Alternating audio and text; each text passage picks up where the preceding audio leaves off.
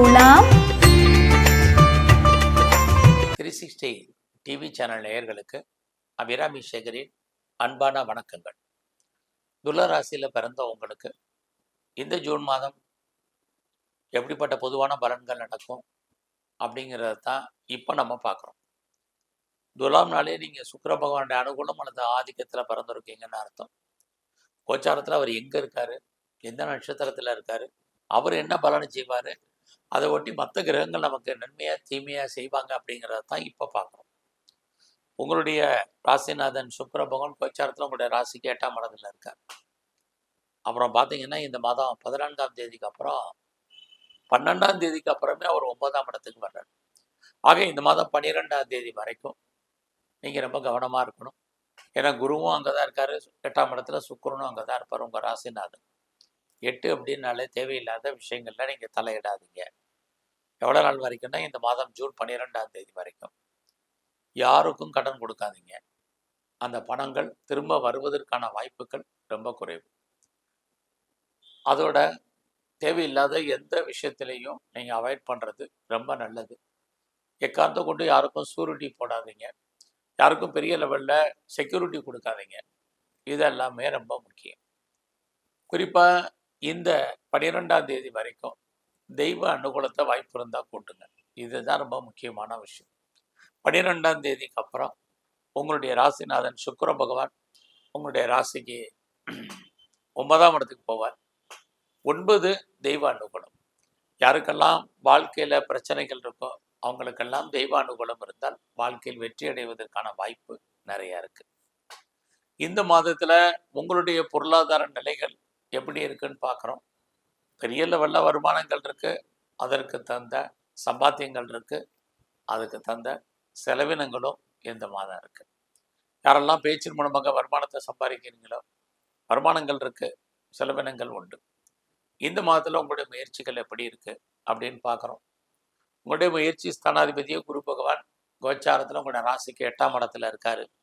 அவரும் சூரியன் சந்திரனுடைய நட்சத்திரத்தில் சஞ்சரிக்கிறார்.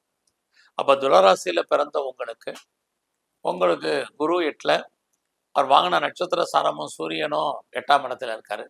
எப்போ மாறினார்னா சூரியன் 14ஆம் தேதிக்கு அப்புறம் 9ஆம் இடத்துக்கு வர்றார். ஒரு பக்கம் உங்கள் ராசிநாதன் சுக்கிரன் 12ஆம் தேதிக்கு அப்புறம் உங்களுக்கு தெய்வ அனுகூலத்தை கொடுக்குறார். சூரிய பகவான் 14ஆம் தேதிக்கு அப்புறம் 9ஆம் இடத்தோட வரப்பொழுது தெய்வ அனுகூலம் உங்களுக்கு கிடைக்கும். அது வரைக்கும் எல்லா விஷயத்திலையும் பொறுமை, நிதானம். எந்த ஒரு தேவையில்லாத விஷயங்களையும் தலையிடாதீங்க, அவாய்ட் பண்ணுங்க. குறிப்பாக கவர்மெண்ட் சம்மந்தப்பட்ட விஷயங்களில் ரொம்பவும் எச்சரிக்கையாக இருங்க. ஸோ இந்த மாதத்தில் பெரிய லெவலில் உங்களுடைய உறவுகள் விஷயத்தில் கான்சன்ட்ரேட் பண்ணுங்க.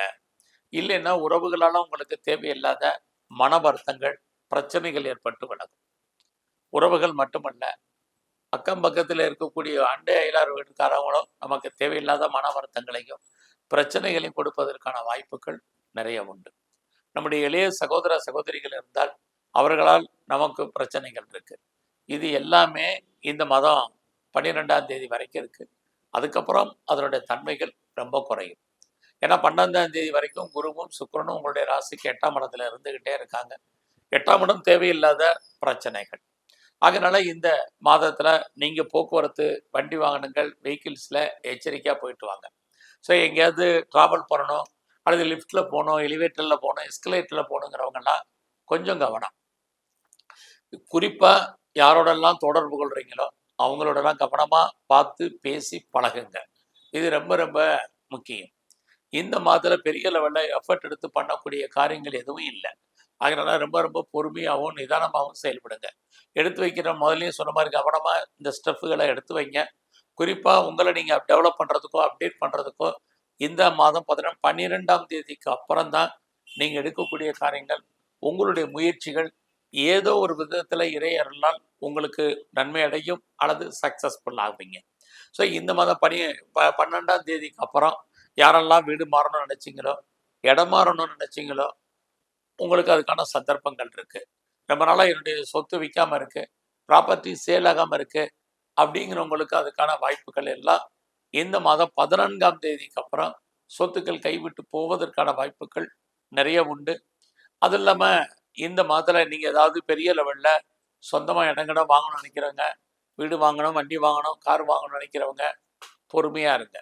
உங்களுடைய தனிப்பட்ட ஜாதகம் நல்லா இருந்தால் மட்டும் நீங்கள் மூவபிள் இம்மூவபிள் ப்ராப்பர்ட்டி வாங்குங்க. இல்லைன்னா அசையும் மற்றும் அசையா சொத்துக்களை பற்றி இந்த மாதம் பெருசாக ஒன்றும் ஒரி பண்ணிக்காதீங்க. நமக்கு அதனால் பிரச்சனை உண்டு. ஸோ இந்த மாதத்தில் அம்மா இருந்தாங்கன்னா அம்மாவுடைய உடல் ஆரோக்கியத்தில் கவனம் செலுத்துங்க. அம்மாவுக்கு உடலில் பிரச்சனைகள் ஏற்பட்டு விலகும். உங்களுக்குமே உடல் ரீதியான பிரச்சனைகள் இந்த மாதம் ஏற்பட்டு விலகும். நீங்கள் ஏதாவது ப்ரொடக்ஷன் சார்ந்த துறைகள் இருந்தீங்கன்னா உங்களுடைய உற்பத்திக்கு தந்த சேல்ஸ் இருக்குது, பட் ப்ராஃபிட் இல்லை. நீங்கள் ஏதாவது மேனுஃபேக்சரிங் லைனில் இருந்தாலும் சுமாராக தான் இந்த மாதம் இருக்குது. இந்த மாதத்தில் நீங்கள் எந்த சர்வீஸில் இருந்தாலும் சரி, நீங்கள் கவர்மெண்ட் சர்வீஸில் இருக்கீங்க, ப்ரைவேட் செக்டாரில் இருக்கீங்க, நல்ல ஒரு பேர் போன கம்பெனிகளில் வேலை செஞ்சுட்டு இருந்தீங்கன்னாலும் நீங்கள் பார்க்குற வேலையில் ஒரு திருப்தியற்ற மனநிலை என்பது இருக்கும். ஆகனால அது விஷயத்தில் நீங்கள் கொஞ்சம் கவனமாக இருங்க.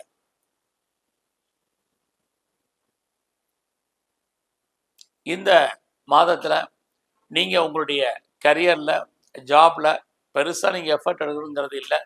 உங்களுடைய ரொட்டீன் லைஃப் என்னவோ அதை மட்டும் நீங்கள் ஃபாலோ பண்ணுங்கள்.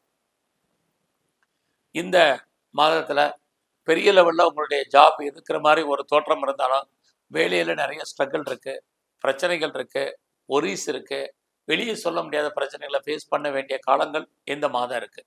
அதனால் உங்களுக்கு ஒர்க் ப்ரெஷர் என்பது இருக்கும், ஒர்க்கில் டென்ஷன் இருக்கும், ஜாபில் பொறுத்த வரைக்கும் ஒரு ஃபியரிங் இருக்கும், எப்படி இருந்துக்கிட்டே இருக்குது. உங்களுடைய கொலீக்ஸ் உங்களுக்கு சப்போர்ட் பண்ண மாட்டாங்க. உங்களுடைய சுப்பீரியரும் உங்களுடைய வேலையில் பெரிய லெவலில் கோஆப்ரேட் பண்ணுறதுக்கான வாய்ப்புகள் இல்லை. எல்லாத்தையும் பொறுமையாகவும் நிதானமாகவும் டீல் பண்ண வேண்டிய மாதம் இந்த மாதம் உங்களுக்கு இருந்துக்கிட்டே இருக்குது. கவனமாக இந்த மாதம் இருங்க. கிடைச்ச வேலையை ரசித்து பழகுங்க, பார்த்து பழகுங்க. ஸோ இந்த மாதம் உங்களுடைய பெரிய லெவலில் நீங்கள் கடன் வாங்குறத அவாய்ட் பண்ணுங்கள். அது ரொம்ப முக்கியம். பின்னாடி பெரிய லெவலில் கடன் வாங்கினா வட்டி கட்ட வேண்டிய காலங்கள் இருக்குது, ரொம்ப முக்கியம். ஸோ இந்த மாதத்தில் யாருக்கும் பணம் கடன் கொடுக்காதீங்க. அந்த பணமும் திரும்ப வருவதற்கான வாய்ப்புகள் உங்களுக்கு கிடையாது. ஸோ இந்த மாதத்தில் காம்படிட்டிவ் எக்ஸாமில் ஜெயிச்சிருவோம், பெரிய லெவலில் வருவோம் அப்படிங்கிறது இல்லை. நல்ல எதிரிகள் விஷயத்தில் கவனம். தேவையில்லாத எந்த விஷயத்துலையும் நீங்கள் அவாய்ட் பண்ணுங்கள், தலையிடாதீங்க. ஸோ இந்த மாதத்தில் உங்களுடைய மகிழ்ச்சி சந்தோஷம் எப்படி இருக்குன்னு பார்த்தா அதுவும் சுமாராக தான் இருக்குது. ஒரு பக்கம் குழந்தைகளால் பிரச்சனை, இன்னொரு பக்கம் நம்ம பார்க்கக்கூடிய வேலையால் நமக்கு நிம்மதியற்ற சூழ்நிலைகள், இதெல்லாமே இருக்குது. தேவையில்லாத என்டர்டெயின்மெண்ட்டுக்காக செலவு பண்ணி அதனாலே நமக்கு கடன் பிரச்சனைகள் ஏற்படுவதற்கான வாய்ப்பு, இது அத்தனையும் இந்த மாதம் நமக்கு உண்டு. அதனால் கொஞ்சம் பொறுமையாக இந்த மாதத்தில் இருங்க.